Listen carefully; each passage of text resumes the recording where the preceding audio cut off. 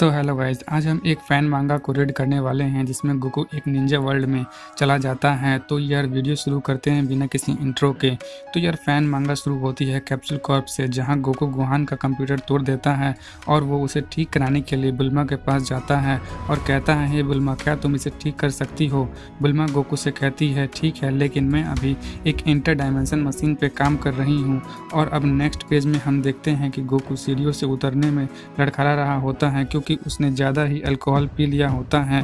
और अब वो उस रूम में एंटर करता है जिसमें वो इंटर डायमेंशन मशीन होता है। गोकू अब कुछ अनईजी फील करने लगता है क्योंकि उसने काफ़ी ज़्यादा अल्कोहल पी लिया होता है और अब गोकू होल्ड नहीं कर पा रहा होता है और वो सारी अल्कोहल को अपने मुंह से मशीन पर निकाल देता है। अब अचानक से मशीन में कुछ होने लगता है। उस मशीन में से एक लाइट निकल रही होती है।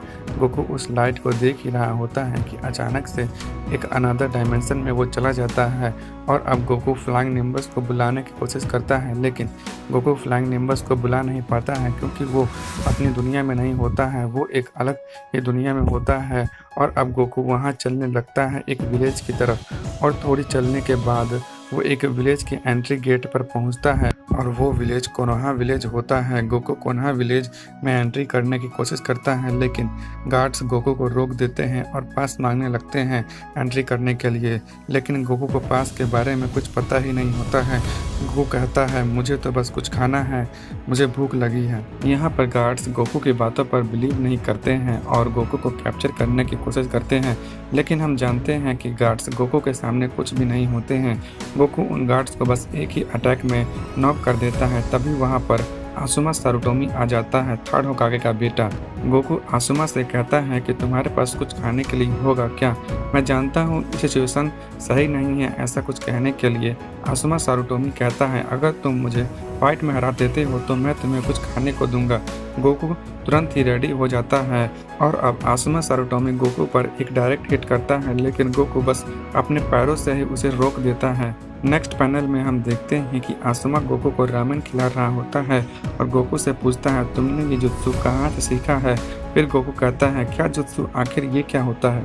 और तभी पीछे से ककाशी आता है और गोकू को देखकर हैरान हो जाता है और अपने ही मन में सोचता है कि आखिर ये ह्यूमन कौन है?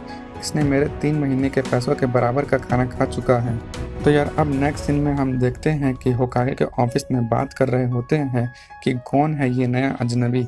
ये सब अभी भी गोकू को एक स्पाई समझ रहे होते हैं। यहाँ पर नेजी के अंकल गोकू के चाकरा को देख रहे होते हैं और अपने ही मन में कहते हैं कि इसका चाकरा ऑफ स्केल है, ये बहुत ही ज़्यादा पावरफुल है। ऐसा लगता है कि इसके चारों तरफ एक चाकरा आर्मर है। तो जुनाटे पूछती है, आखिर कितना ताकतवर है ये? तो नेजी के अंकल बोलते हैं कि एटलीस्ट 9 टेल से तो 10 गुना ज़्यादा ताकतवर है ये।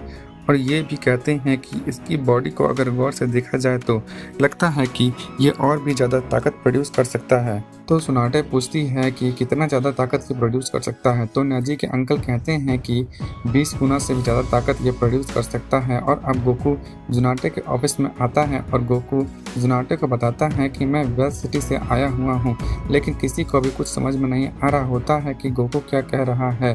सभी लोग गोकू के चाकरा को देख रहे होते हैं कि ये इतना ताकतवर कैसे है। जुनाटे सोचती है कि हमें इसकी पावर को टेस्ट करना चाहिए। तो जुनाटे माइट गाई को वहाँ बुलाती है और अब नेक्स्ट सीन में हम देखते हैं कि ककाशी, माइट गाई और नेजी के अंकल गोकू के सामने खड़े हैं। गोकू उन्हें एक प्यारे से स्माइल पास कर रहा होता है और तभी उनके बीच फाइट स्टार्ट हो जाती है और गोकू कुछ नहीं कर पा रहा होता है। गोकू सभी के पावर को टेस्ट कर रहा होता है। गोकू सभी के अटैक को डायरेक्ट खुद पर ही ले रहा होता है और गोकू को एक हिट लगता है और गोकू दूर जमीन पर गिर जाता है और सभी समझते हैं कि ये तो आसानी से हार गया।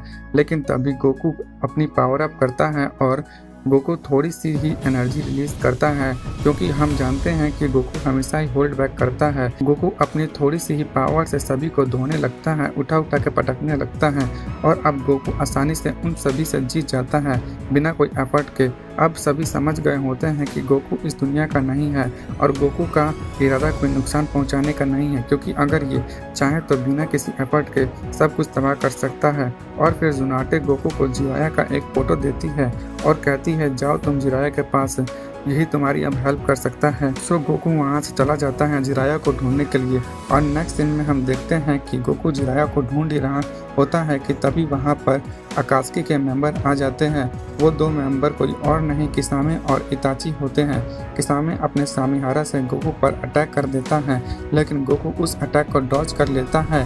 ये देखकर किसामे हैरान हो जाता है, कैसे ये डॉज कर सकता है मेरे अटैक को। इताची दूर से ये सब कुछ देख रहा होता है और समझ जाता है कि ये सिर्फ अपना चाकरा यूज कर रहा है, लाइक अ ताइजुत्सु। और तभी गोकू किसामे को एक ही अटैक में नॉक कर देता है और इताची को खुली छूट धमकी देता है कि अगर मैं चाहूँ तो इस प्लानेट को आसानी से डिस्ट्रॉय कर सकता हूँ। हमारी पावर लेवल में बहुत ही ज़्यादा डिफरेंस है, तो तुम मुझसे तो उलझने की कोशिश भी मत करो। मुझे अकेला छोड़ दो, नहीं तो ये तुम्हारे लिए अच्छा नहीं होगा। तुम जानते भी नहीं हो कि तुम किससे पंगा ले रहे हो। तो यार इसी के साथ इस मांगा का ये चैप्टर यहीं पर समाप्त होता है। और अगर आपको ये मांगा पढ़ना है तो डिस्क्रिप्शन में लिंक मिल जाएगा। तो यार इसी के साथ मैं मिलता हूँ एक और नए ड्रैगन बॉल वीडियो में। फिलहाल के लिए bye bye all Dragon Ball fans.